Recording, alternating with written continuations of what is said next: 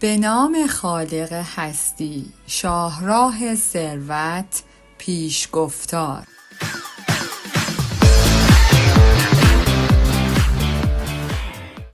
افزایش هوش مالی، شاهراه ثروت، پولتان را هوشمندانه مدیریت کنید. نویسنده رابرت کیوساکی، ترجمه ناهید سپهرپور. پیشگفتار، دیدگاه یک سرمایه‌دار در خصوص آموزش. در حال حاضر یکی از بدترین بحران‌های مالی در تاریخ کشورمان را تجربه می‌کنیم. بحرانی که می‌تواند نه تنها خود ما بلکه فرزندانمان را نیز تحت تاثیر قرار دهد. نمی‌توان بیش از این روی این نکته تأکید کرد که آنچه در تحول اقتصادی امروز با آن مواجه هستیم تنها از بین رفتن اعتبار نیست، بلکه بحرانی است که گریبانگیر رکن اصلی سرمایه‌داری شده است. همانطور که قدیس برنارد کلورو به ما هشدار می‌داد، جهنم پر است از نیات یا آرزوهای خوب و متاسفانه امروز در آمریکا نیت خوب زیاد است، اما جای تصمیمات آگاهانه را گرفته است. موضوعی که می‌توان با دیدن سادگی و ناپختگی این به اصطلاح رهبران ما در اشاره به اضطرار اقتصادی کنونی دریافت.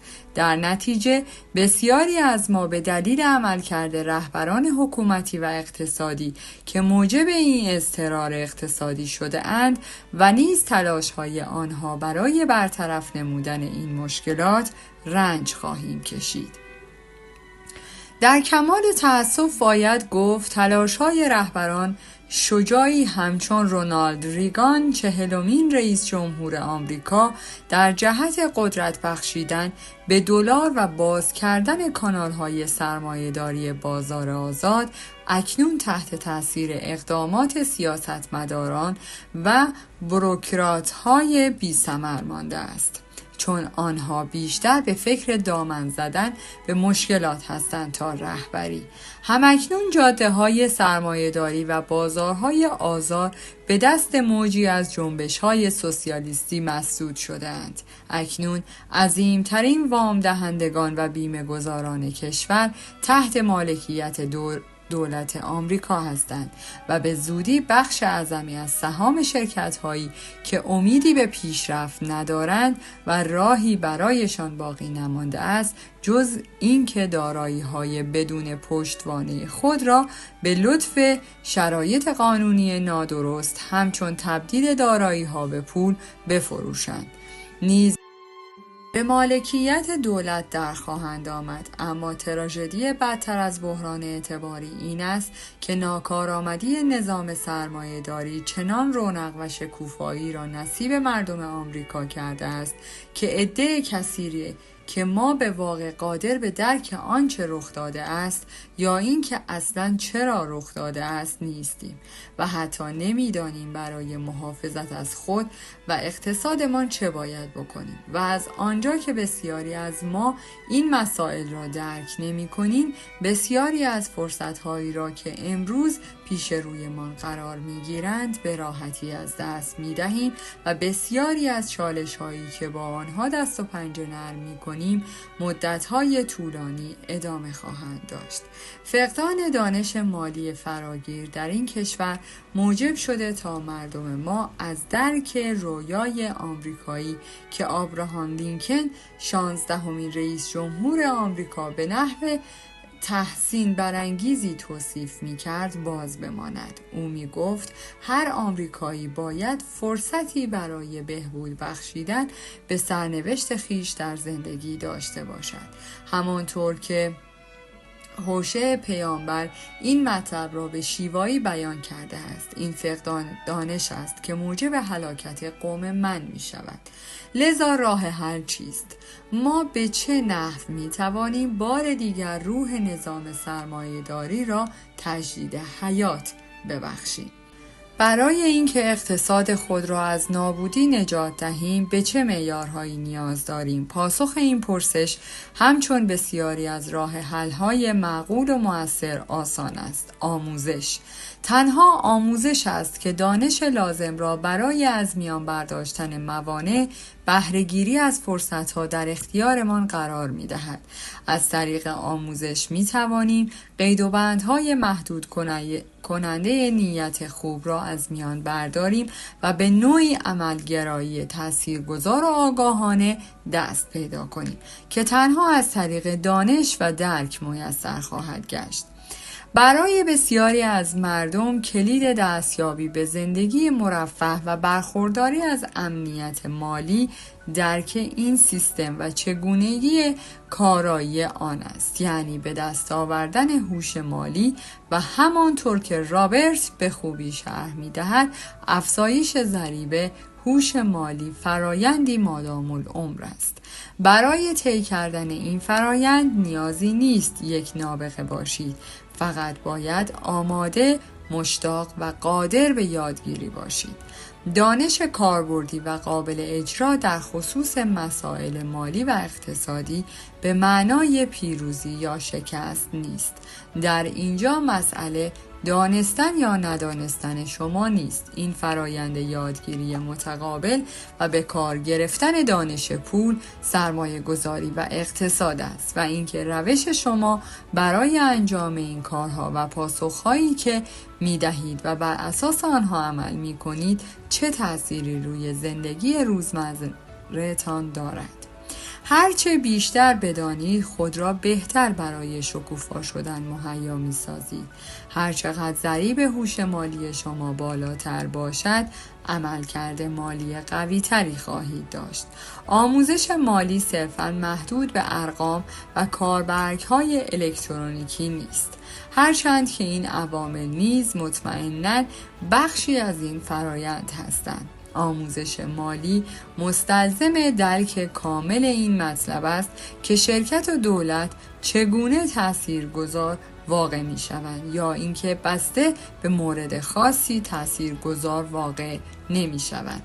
همچنین نیازمند شناخت تاریخ، بشریت و ذات بشر، هنر و علم، موسیقی و علم و مکانیک است. یک فرد برای اینکه شهروندی کامل، سالم و مهیا باشد، نیاز به آموزشی جامع دارد که نه تنها روی ارقام و کاربرگ‌ها بلکه روی خود فرد نیز متمرکز باشد. هر آموزشی دارای ارزشی است و هر آموزشی میتواند مفید باشد، مشروط بر اینکه شما استعدادهای خدادادی خود را کشف و توسعه دهید. من به عنوان طرفدار سرمایه‌داری دموکراتیک بر این باورم که آموزش نقشی حیاتی در سعادت اقتصادی کشور ما دارد. اگر قرار باشد مردم به ظرفیت کامل خود پی ببرند، آموزش امری حیاتی است و قطعاً چنانچه قرار باشد افراد مسئولیت شرایط خودشان را به عهده بگیرند و در این مهلکه اقتصادی که ما در آن به سر میبریم رشد کنند. آموزش امری واجب است. به همین دلیل است که تلاش‌های رابرت کیوساکی را تحسین می‌کنم. او کسی است که امکانات آموزش مالی را برای کسانی که می‌خواهند زندگیشان را تغییر دهند، امنیت مالی و نیز منابعی برای تحقق بخشیدن به رویاهایشان داشته باشند فراهم آورده است. اینکه شما این کتاب ارزنده را می‌خوانید به این معناست که در مسیری درست برای بهسازی خود و کشورتان گام برمی‌دارید. به همین دلیل شما را نیز تحسین می‌کنم. از این کتاب لذت ببرید، من که به طور حتم لذت می‌برم و شاید این بخش دیگری از فرایندی مادام العمر برای کسب دانش و ادراک باشد. پیشگفتار: نخستین بار رابرت کیوساکی را در سال 2004 ملاقات کردم. در سال 2006 به طور اشتراکی کتاب پرفروشی را به رشته تحریر درآوردیم. اکنون که به سال 2008 نزدیک می‌شویم، این امر حتی برای من روشن‌تر است که مقوله هایی که رابرت مورد بحث قرار داده و آموزش می‌دهد بیش از همیشه حائز اهمیت هستند. آموزش عالی در مقطع زمانی کنونی برای مردمان این مرز و بوم امری حیاتی است و هوش و فراست رابرت در این زمینه غیر قابل بحث است. فقط کافی است به موضوع مورد بحث ما در این کتاب توجه کنید، چرا که از شما می‌خواهیم که ثروتمند شوید و سپس ببینید از آن زمان به بعد چه اتفاقاتی افتاده است. باید بگویم ما می‌دانستیم در چه خصوص صحبت می‌کنیم. رابرت با نگارش کتاب حاضر افزایش هوش مالی شما را یک گام فراتر می‌برد و من بنا به دلایل بسیار بر این باورم که پیشگویی او همچون کتاب مشترک ما در سال 2006 به حقیقت خواهد پیوست. به شما توصیه می‌کنم به مضمون مباحث او توجه کنید. من و رابرت نگرانی‌های مشترکی داریم و در جایگاه معلم و تاجر مسیرهای مشابهی را طی کرده‌ایم. هر دوی ما پدران پولداری داشتیم که به ما کمک کردند زندگی روحیه و موفقیت‌های بسیارمان را به شکلی که امروز هست درآوریم. هر دوی ما کارآفرین و سرمایه گذار املاک هستیم و در کارمان موفقیم چون از آموزش مالی برخوردار بودیم. وقتی صحبت از سواد مالی در میان باشد از میزان اهمیت آن آگاهیم و نسبت به آن روی کردی جدی داریم. رابرت میگوید این آموزش مالی است که مردم را قادر می‌سازد اطلاعات مالی را تجزیه و تحلیل و به دانش مالی تبدیل نماید و اغلب مردم فاقد آموزش مالی مورد نیاز برای به عهده گرفتن مسئولیت زندگیشان هستند. من کاملا با این نگرش موافقم. یکی از نکاتی که بلافاصله در خصوص رابرت فهمیدم این است که او فردی از خود راضی نیست. او همکنون بسیار موفق است زیرا عاشق کارش است. این هم نقطه مشترک دیگر ماست. این از خوششانسی شماست چون او نصایح ارزنده خیلی زیادی دارد. همانطور که در کتاب چرا از شما می‌خواهیم ثروتمند شوید از شما سوال کردم چگونه میتوان دانش بسیار داشت و برای خود حفظ کرد. رابرت با هر کتابی که مینویسد پاسخ این پرسش را میدهد و این از خوششانسی شماست که او دانسته هایش را در اختیارتان میگذارد. یکی از نخستین گام ها برای ثروتمندتر شدن از طریق مدیریت هوشمندانه تر پولتان است. بهره‌گیری از فرصت‌هایی است که پیش رویتان قرار می‌گیرد. همکنون فرصت بسیار شگفت‌انگیزی پیش رویتان قرار گرفته است. توصیه من به شما این است که کتاب هوش مالیتان را افزایش دهید، را بخوانید و به آن توجه کنید. به این ترتیب در مسیر درست استقلال مالی و موفقیت عظیم قرار می‌گیرید. راستی فراموش نکنید که بزرگ بیاندیشید با امید اینکه شما را در جرگه برندگان ببینیم. دونالد جی ترامپ. یادداشت مؤلف: پول اهریمن نیست. یکی از ناکامی‌های عمده ما در ساختار آموزشی عدم توانایی ما برای ارائه آموزش مالی به دانش آموزان است. به نظر می‌رسد مدرسین پول را موضوعی ناپاک می‌دانند و بر این باورند که دوست داشتن پول ریشه تمام بدی هاست. همانطور که اغلب ما می‌دانیم این دوست داشتن پول نیست که پلید است، بلکه نداشتن پول است که سبب بدی می‌شود. اینکه کاری را انجام دهیم که از آن متنفریم بد است. اینکه سخت کار کنیم و پول کافی برای تأمین خانواده نداشته باشیم بد است. برای برخی از افراد تا خرخره زیر قرض بودن بد است. در افتادن با عزیزانمان به خاطر پول بد است. حریص بودن بد است. دست زدن به جنایت یا کارهای غیر اخلاقی برای به دست آوردن پول بد است. پول به خودی خود بد نیست. پول فقط پول است. خانه شما یک دارایی نیست. فقدان آموزش مالی موجب شده تا مردم دست به کارهای احمقانه بزنند یا توسط افراد احمق گمراه گردند. به عنوان مثال در سال 1997 وقتی برای نخستین بار کتاب پدر پولدار پدر بی پول را منتشر کردم و گفتم خانه شما یک دارایی نیست، خانه شما یک بدهی است، فریادهای اعتراض برخاست. در آن زمان من و کتابم به شدت مورد نقد قرار گرفتیم. بسیاری از کسانی که مدعی بودند کارشناس مالی هستند در رسانه ها به من حمله کردند. 10 سال بعد در سال 2007 وقتی بازارهای اعتباری در هم شکستند و میلیون ها نفر در سراشیبی سقوط مالی قرار گرفتند، بسیاری خانه هایشان را از دست دادند. بسیاری اعلام ورشکستگی کردند و سایرین متوجه شدند که با افت ارزش املاک پولی که بابت خانه هایشان داده بودند بیش از ارزش آنها بود. این افراد در کمال ناراحتی دریافتند که خانه هایشان در حقیقت بدهی هستند، نه دارایی. 2 مرد یک پیام. در سال 2006 من و دوستم دونالد ترامپ کتابی نوشتیم تحت عنوان چرا از شما می‌خواهیم ثروتمند شوید.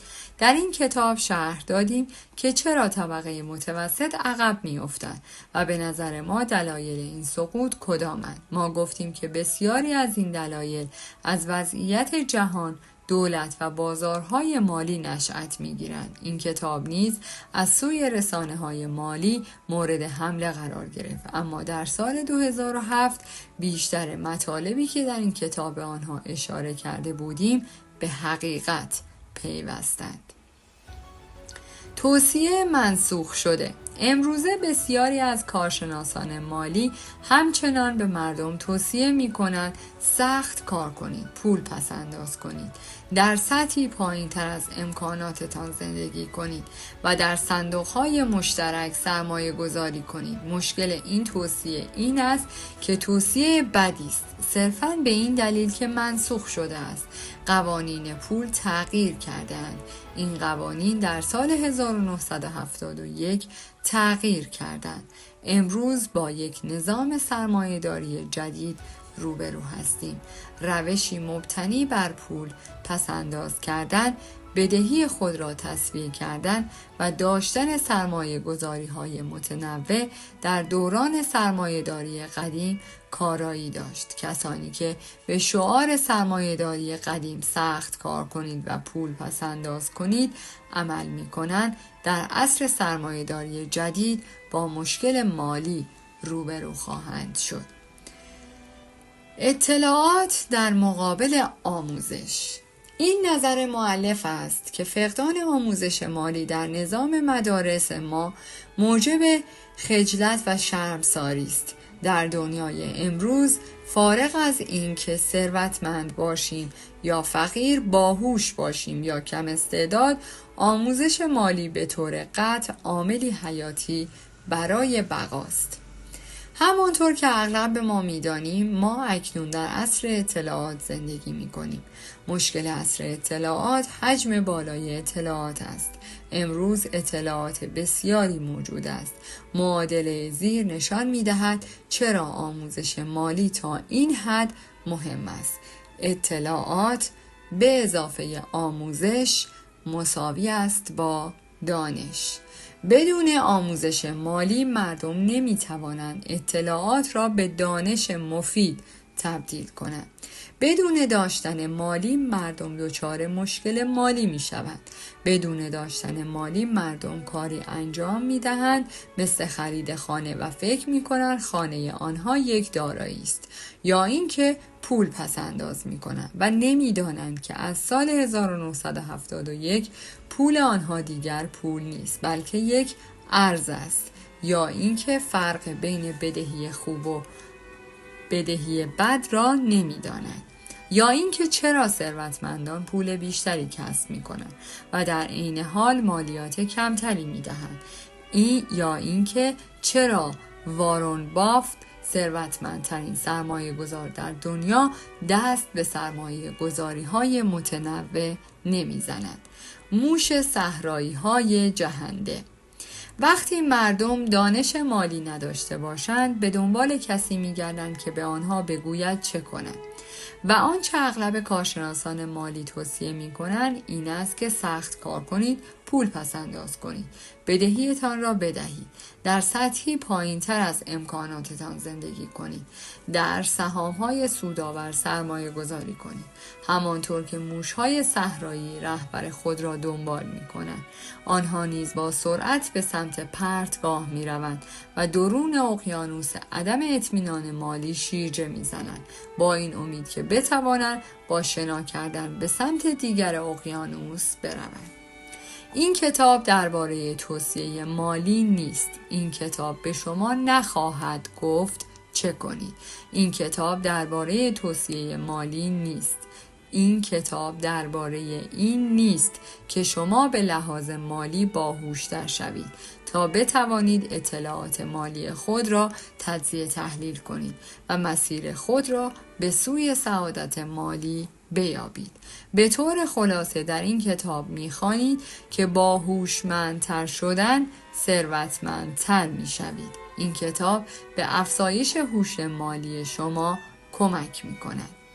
مقدمه: آیا پول شما را ثروتمند می‌کند؟ جای بسی خوشوقتی است که مردم این مرز و بوم سیستم بانکی و پولی ما را درک نمی کنند، چرا که اگر غیر از این بود یقین دارم پیش از صبح فردا شورشی به پا می شد. هنری فورد. پاسخ منفی است. پول به تنهایی شما را ثروتمند نمی کند. همه ما کسانی را می شناسیم که هر روز سر کار می روند، برای پول کار می کنند، پول بیشتری کسب می کنند، اما نمی توانند ثروتمندتر شوند و چه بسا بسیاری از آنها با هر $1 که در می آورند هرچه بیشتر در باتلاق قرض فرو می روند. همه ما داستان‌هایی از برندگان لاتاری را شنیده ایم. میلیونرهای آنی که در عرض مدت کوتاهی به دامن فقر بازگشتند. همچنین داستان‌هایی شنیده ایم از املاکی که به خاطر عدم پرداخت اقساط رهن از مالکین آنها بازستانده شدند و به این ترتیب مالکین خانه‌ها به جای اینکه ثروتمند شوند و امنیت مالی بیشتری داشته باشند از خانه‌های خود بیرون رانده شده و بار دیگر از خانه فقرا سر درآوردند. بسیاری از ما کسانی را می‌شناسیم که در نتیجه سرمایه گذاری پول در بازار سهام دارایی خود را از دست دادند. شاید شما یکی از این افراد باشید. حتی سرمایه گذاری در طلا، تنها پول واقعی جهان، میتواند سرمایه گذار را متضرر نماید. طلا نخستین سرمایه گذاری واقعی من در جوانی بود. قبل از سرمایه گذاری در املاک، سرمایه گذاری در طلا را آغاز کردم. در سال 1972 در 25 سالگی شروع کردم به خرید سکه های طلا. در آن زمان قیمت هر اونس طلا $70 بود. تا سال 1980 قیمت هر اونس طلا به $800 رسید. این شور و هیجان همچنان ادامه داشت. حرص و طمع جای احتیاط را گرفته بود. شایعات مبنی بر این بود که قیمت طلا به سمت هر اونس $2500 پیش می رود. سرمایه گذاران حریص شروع کردند به اندوختن و خریدن طلا. اگرچه قبلا هرگز این کار را نکرده بودند، اما من به جای اینکه تعدادی از سکه هایم را بفروشم و کمی سود به دست آورم، همچنان آن را نگاه داشتم و امیدوار بودم قیمت طلا بالاتر برود. حدود 1 سال بعد وقتی قیمت هر اونس طلا به کمتر از $500 رسید، سرانجام آخرین سکه‌ام را فروختم. از سال 1980 همچنان می دیدم که سیر نزولی قیمت طلا همچنان ادامه داشت تا اینکه بالاخره در سال 1999 قیمت آن به هر اونس $250 رسید. گرچه با سرمایه گذاری در طلا پول چندانی به دست نیاوردم، اما طلا درس‌های ارزشمندی درباره پول به من داد. وقتی فهمیدم ممکن است که سرمایه گذاری در پول واقعی یعنی طلا پولم را از دست بدهم، دریافتم ارزش واقعی در طلا به عنوان یک دارایی نیست. این اطلاعات مربوط به یک دارایی است که در نهایت یک فرد را ثروتمند یا فقیر می‌سازد. به عبارت دیگر، املاک، سهام، صندوق‌های مشترک سرمایه گذاری، شرکت‌ها یا پول نیست که یک فرد را ثروتمند می‌کند. این اطلاعات، دانش، خرد و آگاهی از روش کار است که در کنار هوش مالی فردی را ثروتمند می‌کند. درس‌های گلف یا باشگاه‌های گلف. یکی از دوستانم علاقه زیادی به گلف دارد.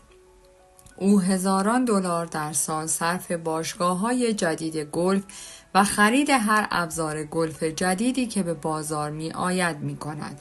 اما مشکل اینجاست که او حاضر نیست یک پول سیاه برای کلاس‌های گلف خرج کند. در نتیجه بازی گلف او مثل همیشه باقی می ماند. هرچند بروزترین و بهترین وسایل گلف را دارد، اگر او پول خود را در کلاس‌های گلف سرمایه گذاری می کرد و در همان باشگاه‌های سال قبل تمرین می کرد، شاید امروز گلف باز خیلی بهتری بود. همین روند در بازی پول نیز اتفاق می افتد.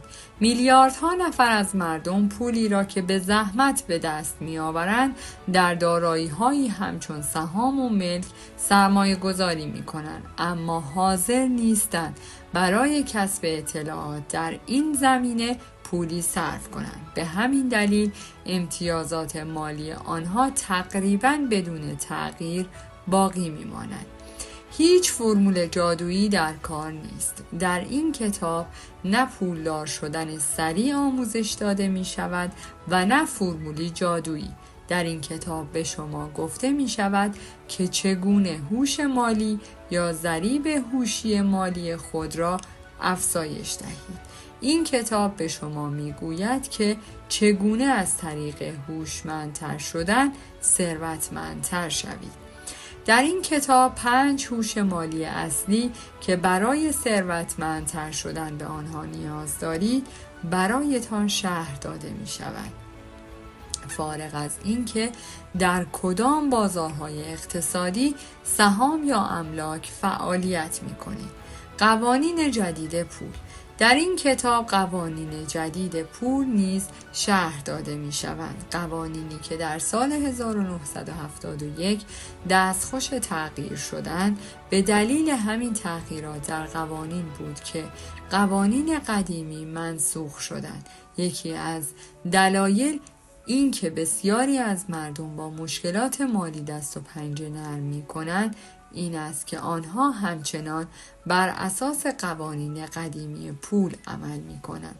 قوانین قدیمی همچون سخت کوشی، پسنداز، پرداخت بدهی، سرمایه گذاری بلند مدت در یک سبد سهام سودآور، اوراق قرضه و صندوق‌های مشترک سرمایه گذاری این کتاب بازی کردن با قوانین جدید پول را شرح می‌دهد. کاری که نیازمند بالا بردن هوش مالی و ضریب هوشی مالی شماست. پس از خواندن این کتاب برایتان مشخص خواهد شد که بهتر است بر مبنای قوانین قدیمی عمل کنید یا قوانین جدید. یافتن نبوغ مالیتان. بخش 9 این کتاب به یافتن نبوغ مالی شما با به کارگیری هر 3 بخش مغزتان اختصاص دارد. همانطور که اغلب ما می‌دانیم 3 بخش از مغز ما عبارتند از نیمکره چپ، نیمکره راست و ناخودآگاه. دلیل اینکه اغلب مردم ثروتمند نمی‌شود این است که قدرت بخش ناخودآگاه مغزشان بیش از سایر بخش هاست. به عنوان مثال شاید مردم سرمایه گذاری در املاک را مورد بررسی قرار دهند و به کمک نیمکره چپ و راست مغزشان به دقت بدانند که چه باید بکنند، اما بخش ناخودآگاه قدرتمند مغزشان می تواند کنترل آنها را در دست بگیرد و بگوید وای این کار ریسک بالایی دارد، اگر پولت را از دست بدهی چه؟ اگر اشتباه کنی چه؟ در این مثال احساس ترس موجب می شود تا ذهن ناخودآگاه علیه خواسته های نیمکره چپ و راست مغز قد علم کند. به عبارت ساده، برای ارتقاء نبوغ مالی خود مهم است که ابتدا بدانید چگونه بین عملکرد سه بخش مغز هماهنگی ایجاد کنید و اجازه ندهید با یکدیگر تقابل کنند. این کتاب چگونگی این کار را برایتان شرح خواهد داد. به طور خلاصه بسیاری از مردم بر این باورند که برای پول درآوردن به پول نیاز دارند. این باور حقیقت ندارد. همیشه باید به خاطر داشته باشید که اگر شما می توانید پول خود را طی سرمایه گذاری در طلا از دست بدهید، پس می توانید پول خود را در هر چیزی از دست بدهید. در نهایت این طلا، سهام، ملک، سخت کوشی یا پول نیست که شما را ثروتمند می کنند. این دانش شما درباره طلا، سهام، املاک، سخت کوشی و پول است که شما را ثروتمند می کنند. در نهایت این هوش مالی یا ضریب هوشی مالی شماست که شما را ثروتمند می کنند. لطفاً به خواندن ادامه دهید و از طریق هوشمندتر شدن ثروتمند شوید. در پایان از شما دوستان عزیزم می‌خواهم برای حمایت بیشتر ما کانال ما را به دوستان خود معرفی کنید. برای انرژی بیشتر ما رو لایک کنید و برای ادامه پرقدرت‌تر سابسکرایب. تا درودی دیگر، درود و 200 بدرود.